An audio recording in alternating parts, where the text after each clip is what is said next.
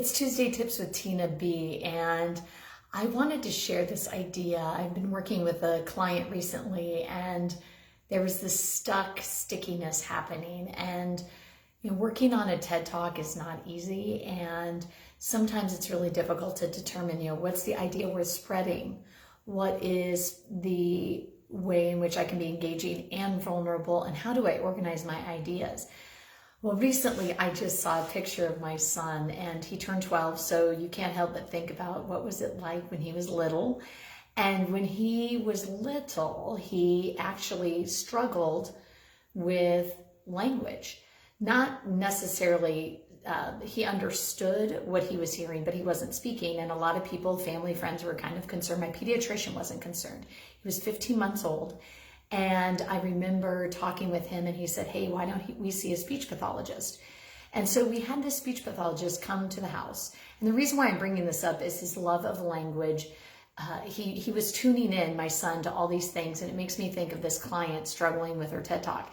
And what was happening is this pathologist said, oh my goodness, you are standing where I'm sitting right now, is at the top of the stairs. I'm standing there and expecting my son to come in one giant leap to the top of the stairs with little or no effort.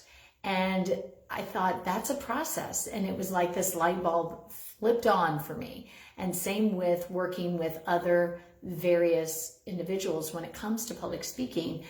You can't expect to jump from the bottom of the stairs to the top of the stairs. It is a process. It's all about collecting ideas, focusing those ideas, playing with those ideas, and then it's drafting, redrafting, drafting some more, getting some feedback. It takes time and it takes patience.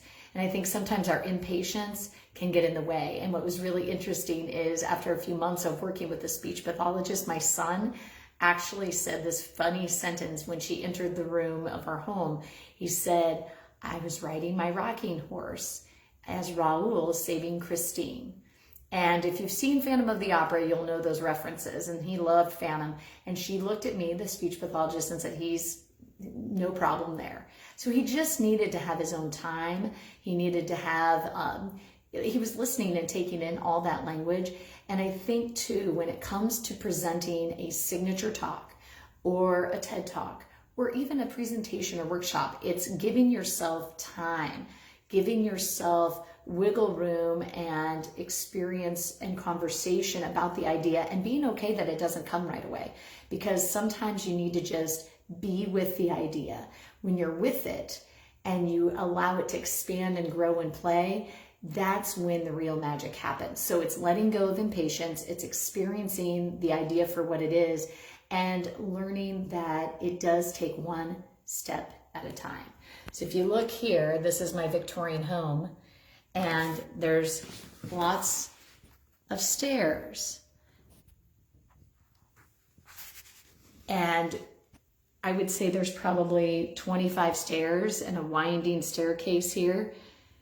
Imagine jumping from the top to the bottom. You'd get injured, or trying to step one big leap from way down there. Impossible. So note that with every presentation, big or small, long or short, for a small audience or a big one, take one step at a time and give yourself grace and have patience.